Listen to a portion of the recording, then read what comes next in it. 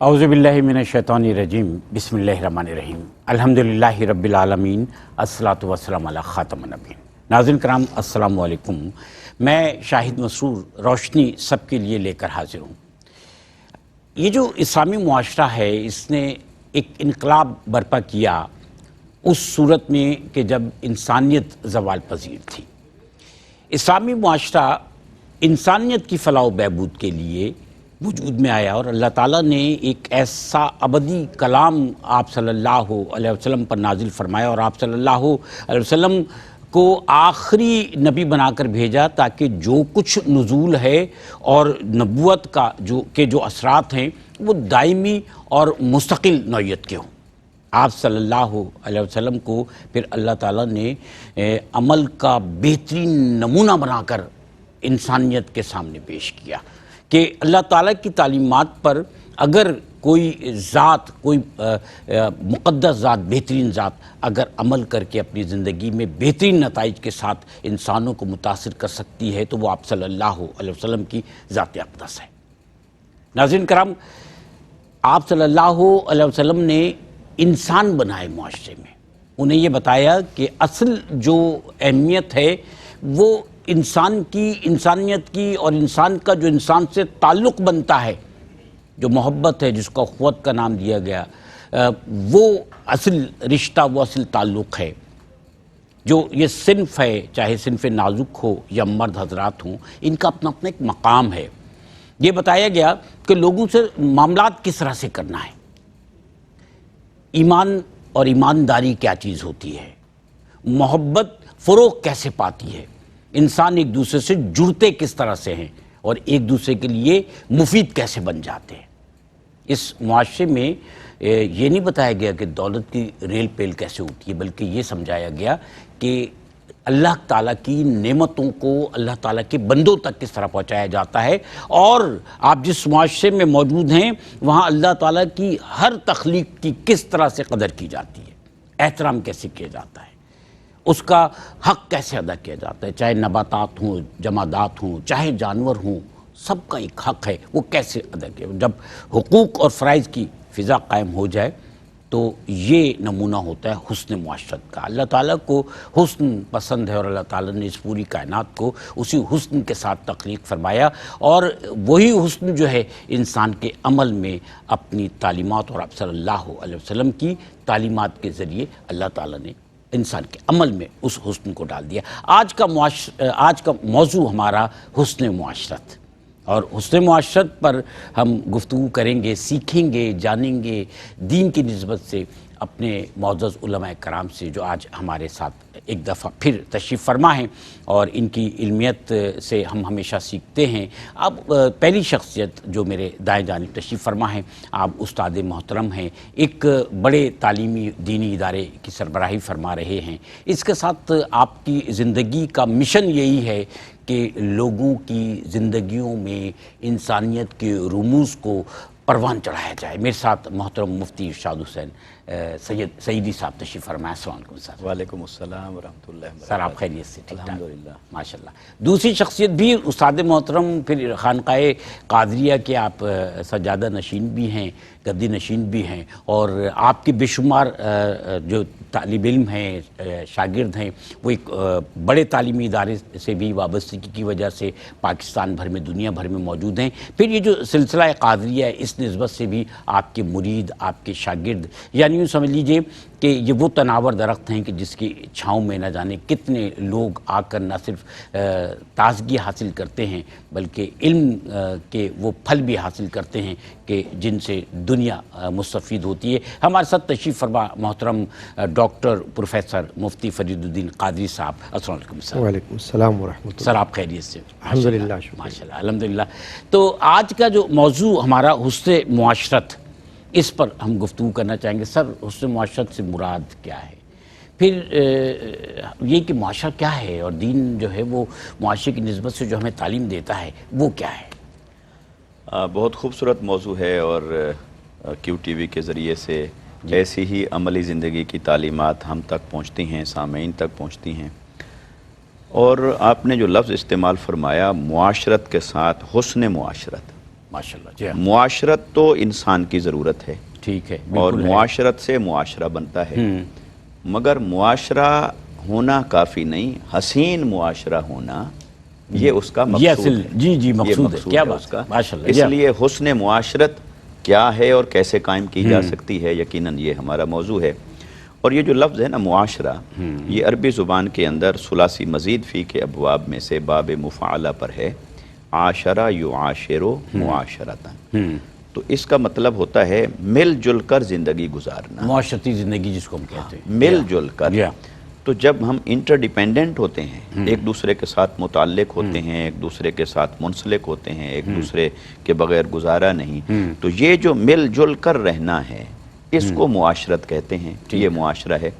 لہٰذا اسلام نے ہمیں ایسا معاشرہ قائم کرنے کا راستہ دکھایا ہے جو معاشرہ حسین معاشرہ ہو، جس معاشرے کے اندر انسانیت کی تکریم ہو، وہ جو اللہ رب العزت نے انسان کو تکریم اور عزت سے نوازا، وَلَقَدْ كَرَّمْنَا بَنِي آدم، ہم نے بنی آدم کو تکریم کا تاج عطا فرمایا، کیا بات ہے، وہ تکریم، کرامت، ریسپیکٹ اور ریگارڈ وہ انسانیت کا قائم ہو۔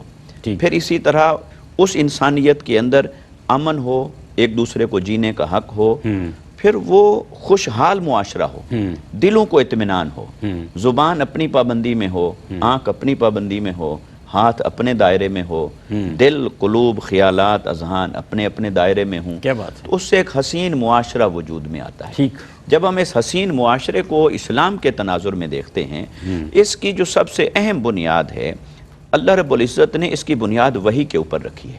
اچھا، اگر انسان معاشرے کے حسن اور قبح یعنی اچھا ہونا اور برا ہونا کو سمجھنا اس کا چاہتا ہے۔ فیصلہ عقل کی بنیاد پہ کرے گا تو ٹھوکر کھائے گا۔ اچھا، جیسے ہم دیکھتے ہیں کئی معاشرے انسانی عقل کی بنیاد پر وجود میں آئے اور کچھ چیزوں کو انہوں نے اچھا جانا، پھر تھوڑے ٹائم کے بعد اسی کے منفی اثرات کے بوجھ تلے دب گئے۔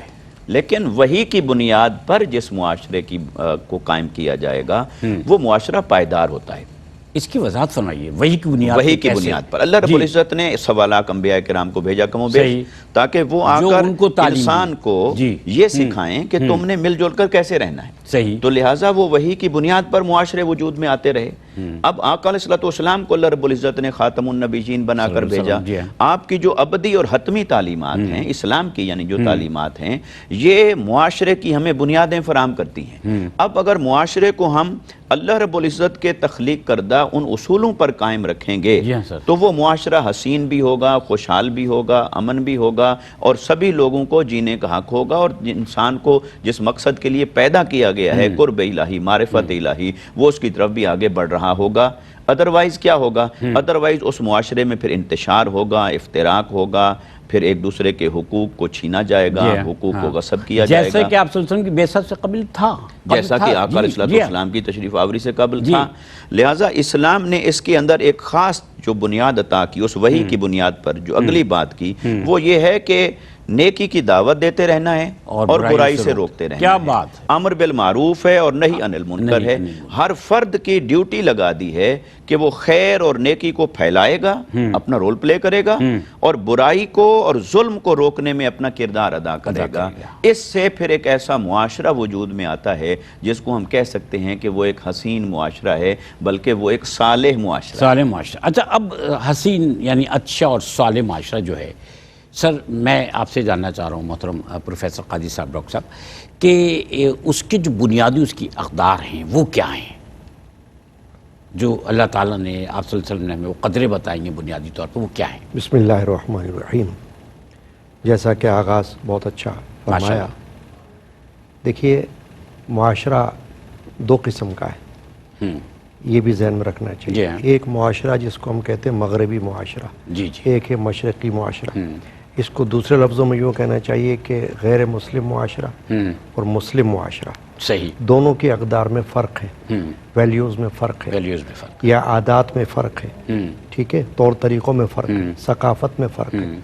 اب ہم اسلامی معاشرے کی طرف رہیں اگر، کہ اسلامی معاشرے کی اقدار کیا ہونی چاہیے، کیونکہ ہمارا موضوع اور ہمارا فوکس یہ ہونا چاہیے، ٹھیک ہے، بالکل، کہ اللہ رب العزت نے حضرت انسان کو جو پیدا فرمایا تو اس کے ساتھ اللہ تبارک و تعالی نے اس کو اسلام کی جو نعمت عطا فرمائی، ماشاءاللہ، ہمیں مسلمان بنایا اور امت نبی آخر الزمان صلی اللہ بنایا، علیہ وسلم کی امت، اس حوالے سے اسلامی معاشرے کی اقدار کیا ہونی چاہیے، پھر وہ صالح معاشرہ جس کو آپ کہہ سکیں گے صالح معاشرہ۔ تو ایک بات ہے اصولی، ایک ہے انفرادی۔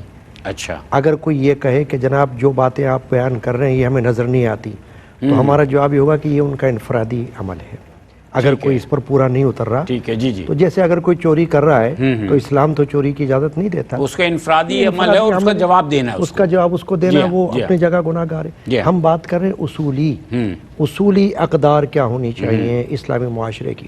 صحیح۔ دیکھیے صالح معاشرے کے لیے یہ ضروری ہے کہ قرآن مجید فرقان حمید نے جو اصول و ضوابط مقرر فرما دیے ہیں، بیان فرما دیے ہیں، اس کے مطابق زندہ رہا جائے، چاہے وہ مرد ہو، چاہے وہ عورت ہو، جوان ہو یا بوڑھا ہو، صحیح، ٹھیک ہے نا۔ پھر اس کے اندر بھی اسلامی معاشرے کے اندر، اسلامی ریاست کے اندر پھر غیر مسلم بھی رہتے ہیں، تو ہمیں یہ بھی دیکھنا ہوگا کہ صالح معاشرے کے اندر اسلام کے رولز کے مطابق حقوق مسلمانوں کے بھی کیا بنتے ہیں اور غیر مسلموں کے بھی کیا بنتے ہیں، جی، ان دونوں کو ملا کر ہی ایک صالح معاشرہ جو ہے وہ جنم لیتا ہے، صحیح، ورنہ نہیں لے گا۔ صحیح، کیونکہ اگر آپ مسلمانوں کے حقوق کی پاسداری کریں گے، غیر مسلم کے حقوق کی پاسداری نہیں کریں گے، تو کوئی آپ کو یہ کہہ سکتا ہے کہ پھر یہ صالح معاشرہ نہیں ہے۔ صحیح، اس لیے کہ خدا نے تو معاشرہ کچھ اور بیان کیا ہے، اس کی جو لوازمات ہیں وہ کچھ اور ہیں، نبی پاک صلی اللہ علیہ وسلم نے کچھ اور بیان فرمایا۔ تو اب دیکھیے جب آپ صالح معاشرے کی بات کرتے ہیں تو وہاں یہ ضرور بات آئے گی کہ قرآن مجید نے فرمایا اِنَّ أَكْرَمَكُمْ عِنْدَ اللَّهِ أَتْقَاكُمْ، تم میں سے بزرگ وہ ہے جو تقوی میں زیادہ اچھا ہے، ماشاءاللہ، ہاں، جس کا پرہیزگاری زیادہ اچھی ہے ماشاءاللہ، یا جس کی نیکی زیادہ اچھی ہے، وہ تو تم میں پتہ ہی بزرگ ہے، تمہیں بڑا ہے، بڑا ہے، وہ تو بڑھتا بڑا ہے، ہے، بڑھتا رہے، جی ہاں، وہ بڑا ہے جو جی کہ تقوی میں بڑا جی ہے۔ ہاں، مطلب جی یہ ہاں، جی ہے ہاں، کہ مثال کے طور پر ہماری جو سوچ ہے وہ یہ نہیں ہونا چاہیے کہ اگر کسی کے پاس پیسہ زیادہ ہے تو وہ تو وہ بڑا ہو گیا اور کسی کے پاس نیکی زیادہ ہے تو وہ چھوٹا ہوا۔ یہ صالح معاشرے کا جو ہے تقاضا نہیں ہوگا۔ صالح معاشرہ یہ ہوگا کہ آپ یہ دیکھیں کہ قرآن اور حدیث نے ہمیں کون سے معاشرے کی طرف توجہ دلائی ہے۔ وہ معاشرہ صالح معاشرے کے اقدار اور ویلیوز یہ ہے کہ ہم یہ دیکھیں کہ پرہیزگاری میں اور نیکی میں، عبادت میں، ریاضت میں، اللہ کی رضا میں کون زیادہ آگے ہے، تقوی معیار ہے، تقوی میں آگے، اس کا اس معیار تقوی کے اندر ساری باتیں آ جاتی ہیں۔ پھر اس کے اندر صالح معاشرے کے اندر صبر، شکر، قناعت، تسلیم و رضا، یہ سب آ جاتی ہے۔ یہ آپ کو غیر مسلم معاشرے میں نہیں ملے گی۔ اس لیے میں نے کہا کہ معاشرے دو ہیں، ایک وہ مسلم معاشرہ جو غیر مسلم معاشرہ ہے، وہاں پر وہ باتیں جو اسلامی ہیں وہ آپ کو نہیں ملیں گی، بلکہ یوں کہنا چاہیے کہ ثقافت بھی دونوں کی الگ الگ ہے۔ صحیح، اسلام کی ثقافت بھی غیر مسلم معاشرے سے جدا ہے، اسلامی ثقافت بھی ایک حدود کے اندر ہے۔ آپ یہ نہیں کہہ سکتے کہ یہ تو ثقافت مذہب تھوڑی ہے تو لہٰذا ثقافت میں مادر پدر آزادی ہو، یہ بھی نہیں ہو سکتی۔ تو اسلامی معاشرے کے اندر صالح معاشرے کی جب ہم بات کریں گے تو اگر ثقافت ہوگی وہ بھی حدود کے اندر ہوگی۔ سر میں آپ کی اجازت سے ایک وقفے پہ جاتا ہوں، اس بات کو ہم پھر ڈسکس کرتے ہیں۔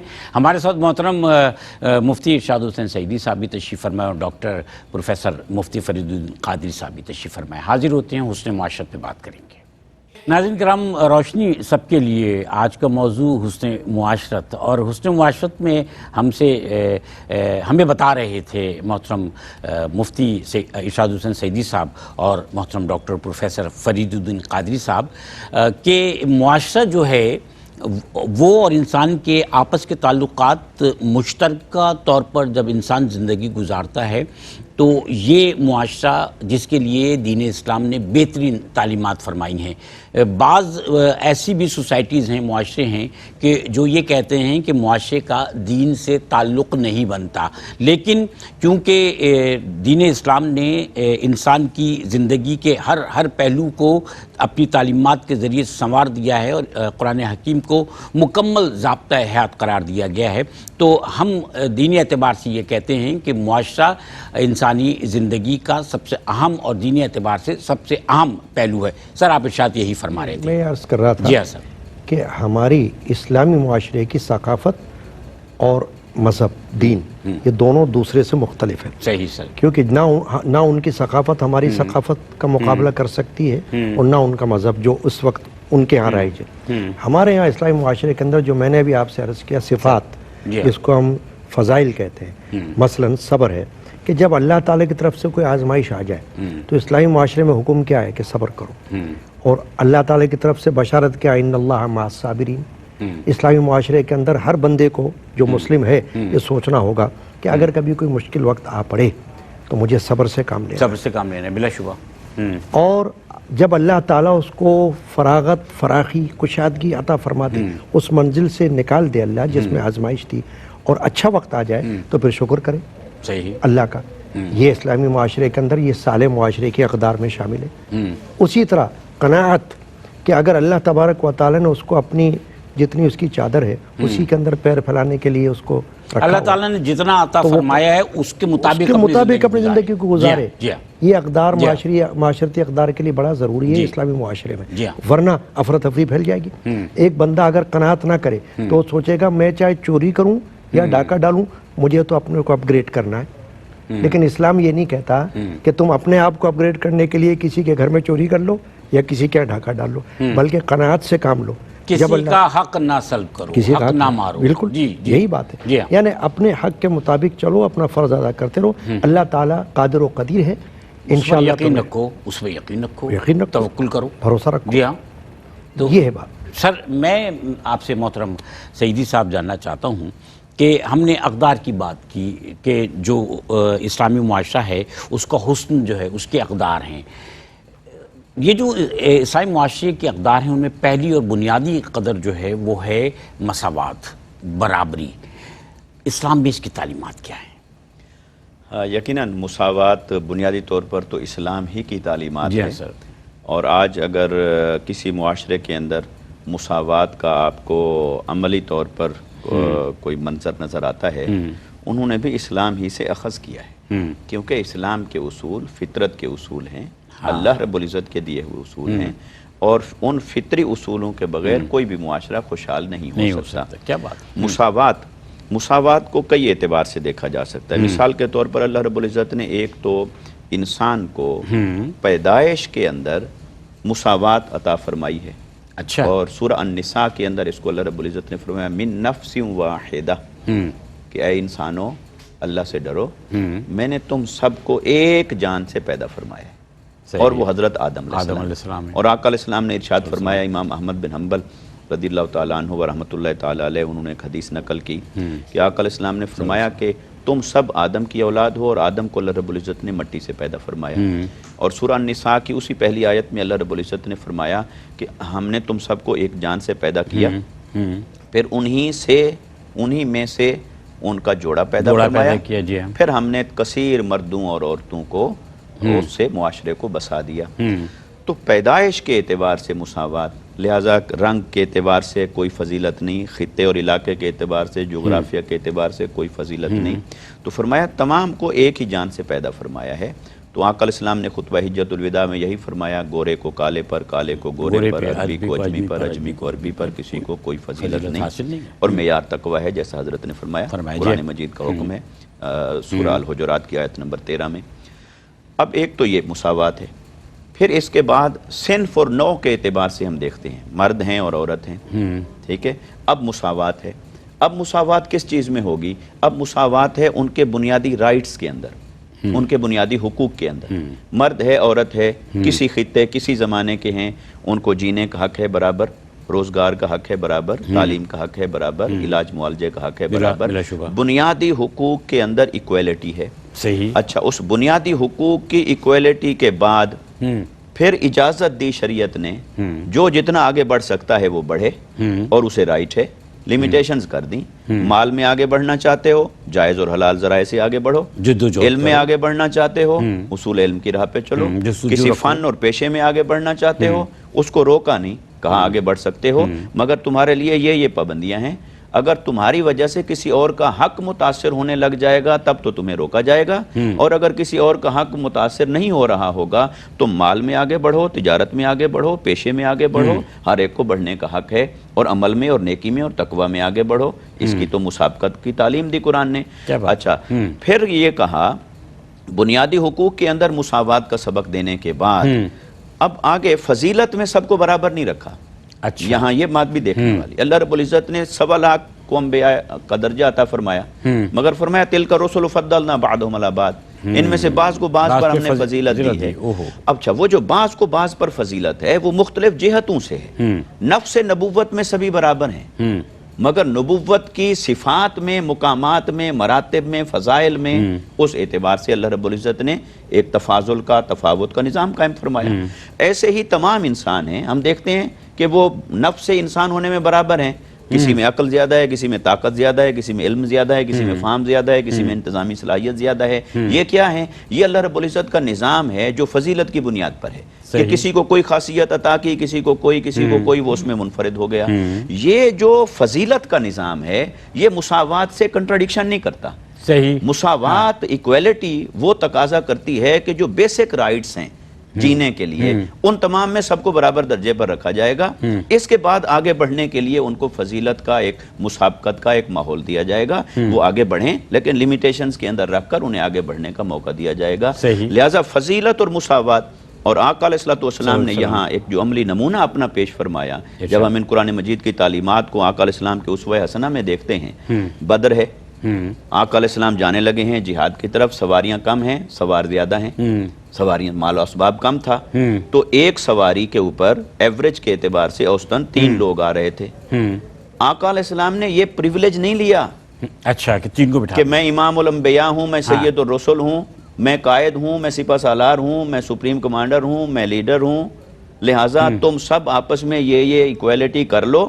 اب تم سب میں نے مساوات قائم کر دی، مگر مجھے یہ پریویلیج ہے میں اپنی سواری پہ جاؤں. آقا علیہ السلام نے اسی طرح اپنے ساتھ 2 صحابہ کرام کو شامل فرمایا، اور آقا علیہ السلام اسی طرح برابر مساوات کو قائم کر رہے تھے اپنی عملی زندگی کے اندر. آج دیکھیں ہمارے معاشرے کا یہ جو ایک مراعات یافتہ طبقہ ہے، یا اس کے اندر مذہبی رہنماؤں کو لے لیں، سیاسی رہنماؤں کو لے لیں، کسی بھی اعتبار سے مراعات یافتہ جو طبقہ ہے، تو وہ اپنے لیے کتنی حکمتیں نکال لیتے ہیں، کتنی گنجائشیں نکال لیتے ہیں کہ چونکہ یہ حکمت ہے، یہ وجہ ہے، یہ وجہ ہے، اور اس حوالے سے حضرت عمر فاروق رضی اللہ تعالیٰ عنہ کا وہ لہٰذا مجھے دوسروں سے مختلف ہونا چاہیے، لہٰذا مجھے دوسروں سے مختلف ہونے کا حق حاصل ہے. نہیں، آقا علیہ السلام کی سیرت میں یہ مساوات کی عملی سبق، اور خلفائے راشدین سارے کے سارے، اور حضرت عمر بن خطاب ہوں، حضرت صدیق اکبر ہوں، حضرت عثمان ہوں، حضرت مولا کائنات علیہ السلام، سبھی نے اسی مساوات کو قائم رکھا تاکہ یہ اس طرح کی جسٹیفیکیشنز کو تو پھر ہر آدمی اپنے لیے کریٹ کر لے گا. صحیح فرمایا. تو کہیں ایسا نہ ہو کہ وہ ایکویلٹی ایٹ دی اینڈ متاثر ہو جائے جو اسلام کا مقصود ہے. مساوات ہی بنیاد ہے. ماشاءاللہ.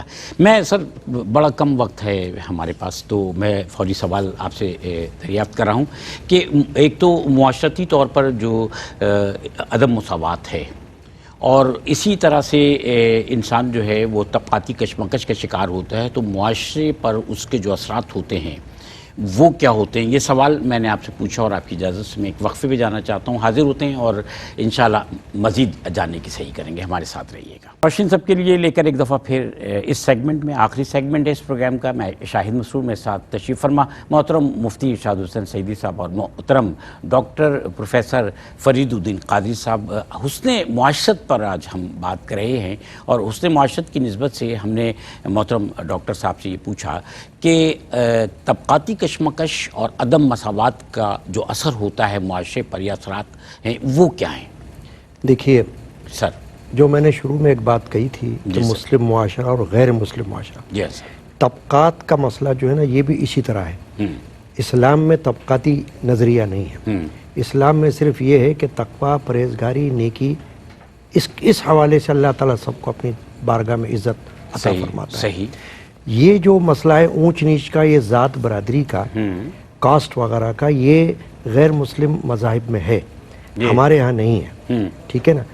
اللہ تبارک و تعالیٰ کے ہاں تو جو چیز دیکھی جاتی ہے وہ اس کی پرہیزگاری دیکھی جاتی ہے، عبادت دیکھی جاتی ہے، اللہ تعالیٰ سے محبت دیکھی جاتی ہے، عشق دیکھا جاتا ہے، نبی پاک صلی اللہ علیہ وسلم کی غلامی دیکھی جاتی ہے، تابعداری دیکھی جاتی ہے. یہ چیزیں طبقاتی کشمکش وہاں ہوگی جہاں یہ دیکھا جائے گا کہ یہ اونچی نسل والا ہے، یہ کم نسل والا ہے، اس کی برادری اونچی ہے، اس کی برادری نیچی ہے.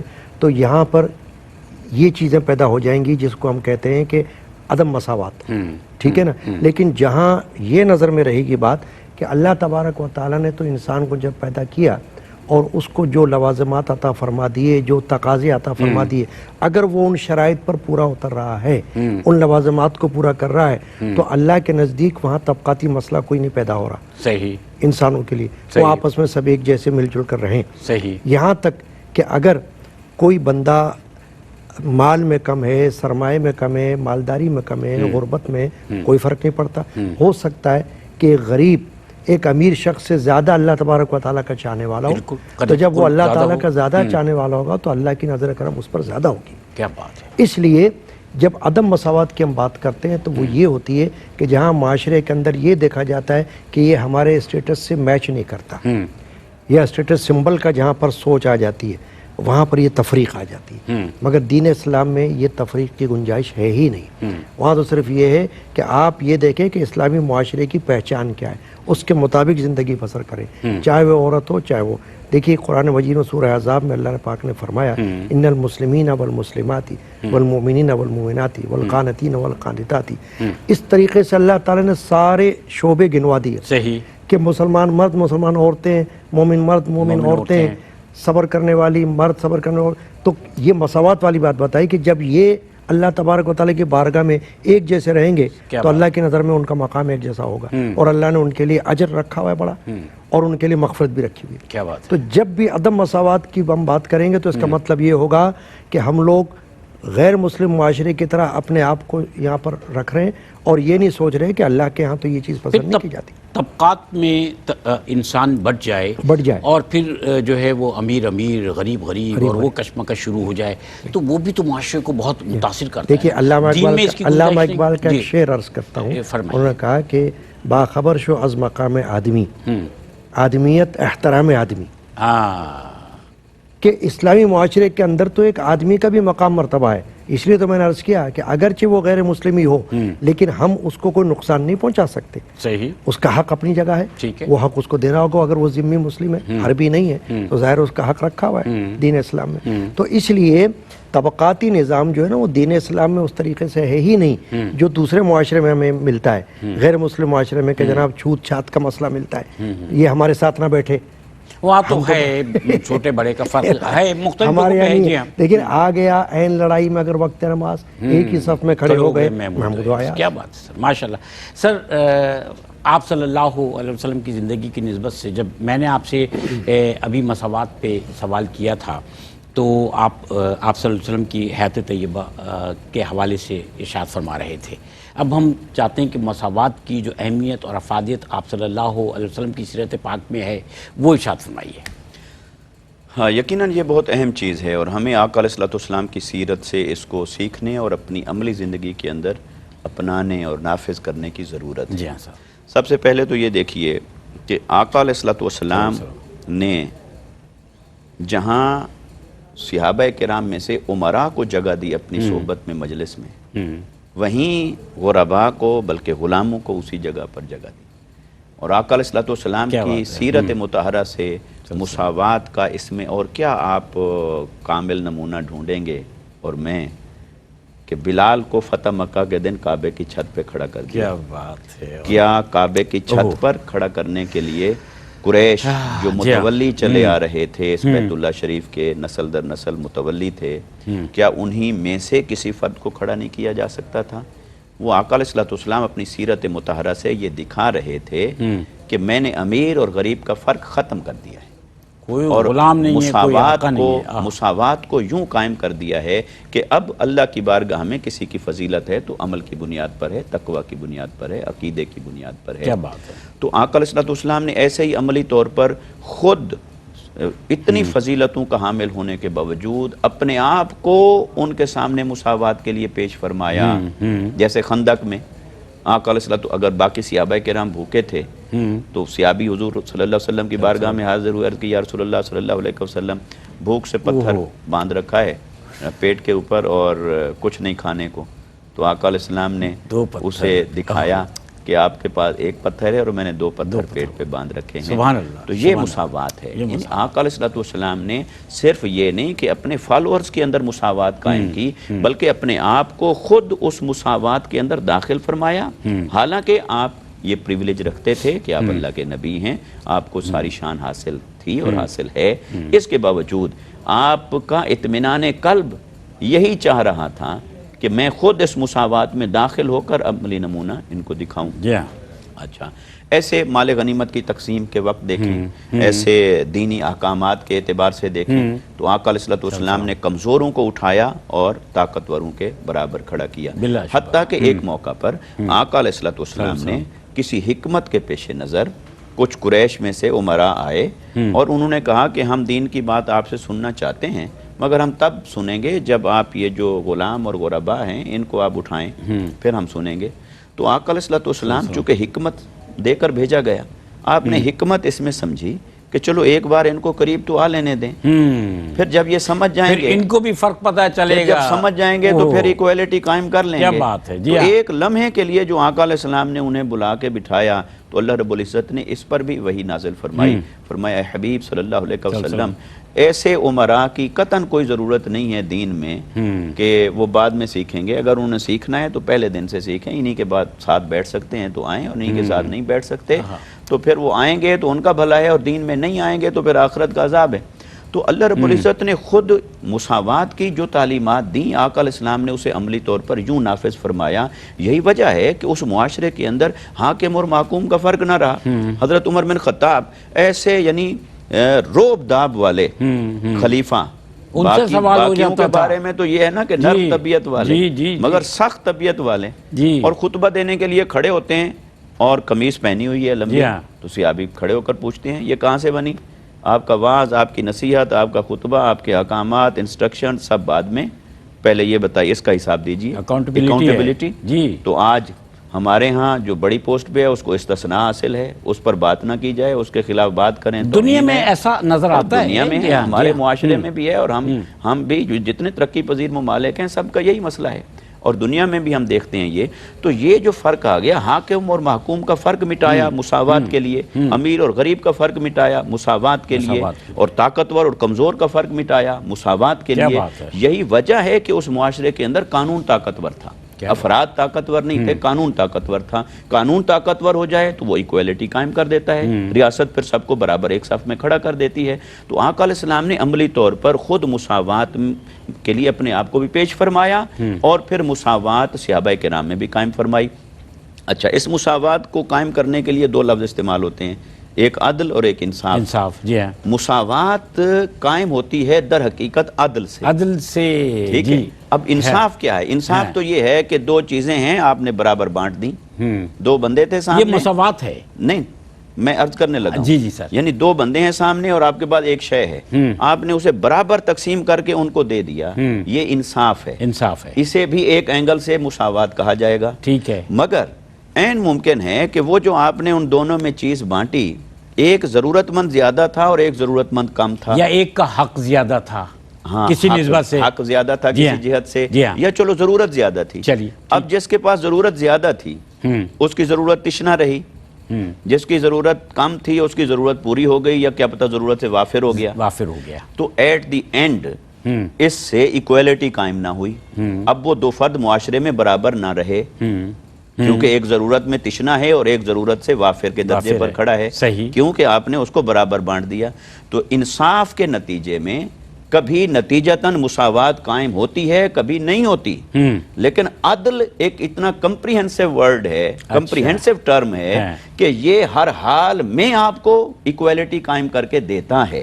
لہٰذا عدل کیا ہے؟ اس کو دو جتنا اس کی ضرورت ہے اور اسے دو جتنا اس کی ضرورت ہے، تاکہ ایٹ دی اینڈ دونوں اپنی ضرورت کو پورا کر لیں اور اس اعتبار سے مساوات بیلنس ہے، اور اسی بیلنس پر اللہ تعالیٰ نے اس کائنات کو تخلیق کیا، انسان کو پیروں پہ کھڑا کر دیا۔ توازن ہے، توازن یہی ہے سر، پہلوں پہ کھڑا کر دیا انسان کو، بیلنس یہی ہے، اور انسان جو ہے اس کو باقی سب ریپٹائلز کی طرح چاروں ہاتھ پاؤں اور اللہ رب العزت نے اس عدل کو فرمایا اعدلوا واقربوا للتقوی، عدل کرو یہ تمہیں تقوی تک لے جائے گا۔ یعنی وہ جس تقوی کی ہم بات کر رہے ہیں کہ فضیلتوں کا سارا معیار تقوی ہے، اللہ تعالیٰ فرما رہا ہے کہ تم یہ عدل قائم کرو یہ تمہیں تقوی تک لے جائے گا۔ آج ہم تقوی تلاش کرتے پھرتے ہیں تسبیحات اور اوراد و وظائف میں، اور قرآن کہتا ہے کہ تقوی تلاش کرنا ہے معاشرتی عدل سے تلاش کرنا۔ کیا بات ہے سر، کیا بات ہے، یہ تمہیں تقوی کی طرف لے جائے۔ سر ایک منٹ ہے میرے پاس، آپ کا میسج چاہیے آج کے موضوع پر، حسن معاشرت پر۔ دیکھیے یہ پورا آج کا جو موضوع ہے ہمارا، ایک طرف حسن معاشرہ اور ایک طرف مساوات، یہ دونوں خوبصورت موضوعات میں سے ہیں، اور اگر ان دونوں کی طرف ہم دیکھیں تو دین اسلام کی جو تعلیمات ہیں ہمارے لیے وہ بہت بہترین تعلیمات. آج اگر ہمارے معاشرے میں اس پر عمل شروع ہو جائے اور باقاعدہ ہر مرد ہر عورت اس کے مطابق اپنی زندگی گزارنے لگیں تو میں کہتا ہوں کہ ہمارا معاشرہ امن و سلامتی کا معاشرہ بن گیا ہے. صحیح بات سر. کیونکہ اسلام کا پیغام جو ہے وہ امن اور سلامتی کا ہے. اسلام نام ہی اس چیز کا ہے کہ وہاں پر سلامتی ہو. تو ہمارے ہاں جو عدم تحفظ ہے وہ اسی وجہ سے ہو رہا ہے کہ ہم لوگ اسلامی معاشرے کی جو لوازمات اور تقاضے ہیں اس سے یا تو بے خبر ہیں یا غافل ہیں یا جان بوجھ کر ہم لوگ صرف نظر کر رہے ہیں. صرف نظر کریں. بہت شکریہ محترم ڈاکٹر پروفیسر فرید الدین قادری صاحب، محترم مفتی ارشاد حسین سیدی صاحب. ناظرین کرام، آج ہم اگر دیکھیں تو زندگی کی جستجو میں ایک دوسرے سے آگے نکلنے کی کوشش کر رہے ہیں. ہم راستہ اپنے عمل سے بناتے نہیں ہیں بلکہ ہم یہ کوشش کرتے ہیں کسی کو کونی مار کے اور اس کو راستے سے ہٹا اور آگے چلے جائیں. زندگی میں اللہ تعالیٰ نے انسان کو کچھ نہ کچھ ضرور صلاحیت کے طور پر یا کچھ نہ کچھ کسی بھی اعتبار سے ضرور دے رکھا ہے. اس کا تذکرہ بھی ہو رہا تھا کہ اللہ تعالیٰ نے کسی کو کوئی صلاحیت عطا فرمائی ہے، کسی کو کوئی صلاحیت، اور اس کے اعتبار سے اس کے ذہن کا رجحان بنایا ہے. انسان ترقی کا راستے پہ چلنا چاہے تو اللہ تعالیٰ کی عطا کردہ صلاحیتوں کی بنیاد پر اس کی تعلیمات کے مطابق انسان اپنی کوششوں سے، کاوشوں سے اور جو مواقع اس کو میسر ہیں فطری اعتبار سے ان کی نسبت سے ترقی کر سکتا ہے. لیکن ہمیں یہ سوچنا ہوگا کہ ہم کسی سے برتر نہیں ہیں. برتری حاصل کرنی ہے تو اللہ کا قرب حاصل کیجئے، اللہ کی رضا حاصل کر لیجئے. جب اللہ کا قرب اور اللہ کی رضا حاصل ہو جائے گی تو اللہ تعالیٰ آپ کی اس خواہش کو ہی ختم کر دے گا کہ انسان دنیا میں رہتے ہوئے انسانوں سے اپنے آپ کو برتر سمجھنے کی کوشش یا سوچ لے کر آئے. آج ہمیں انسانیت کی قدر کرنی ہے اور ایک معاشرے کے لیے انسانوں کی قدر کرنی ہے. بہت ساری دعاؤں میں یاد رکھیے گا. اللہ حافظ.